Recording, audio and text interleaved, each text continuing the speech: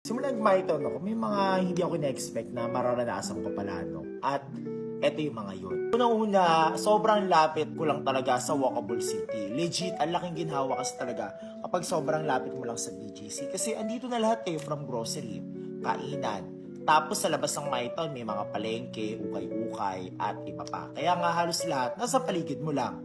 Kaya nga nung nakita ng nanay ko tong Mytown, sabi niya, kapag nagutom daw ako, kasalanan ko na kasi lahat ng options nasa paligid ko na mismo.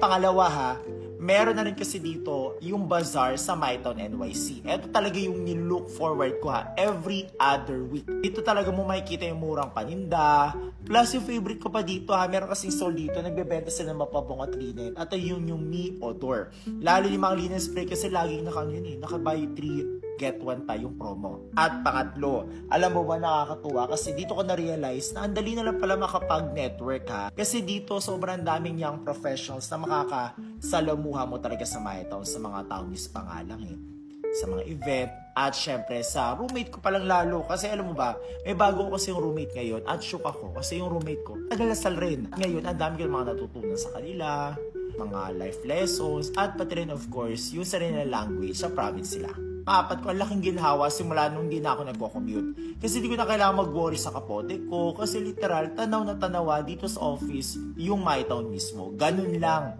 kalapit.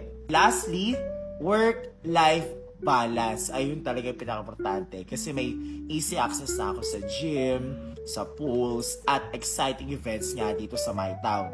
Na po pwedeng mag-join. Lahat ha, kaya kahit ikaw, pwedeng pwede. And yes, ang kinaganda may community dito. Kaya ramdam mo talaga yung bonding and at the same time, yung work-life balance na hinahanap natin. So kung plano mong magstay sa Mytown, at least alam mo na kung ano yung dapat mong expect. Kaya naman share mo itong video ko sa kakilala mo na nagbabalak mag-Mytown. Ay, diba? Hindi na natin nababa.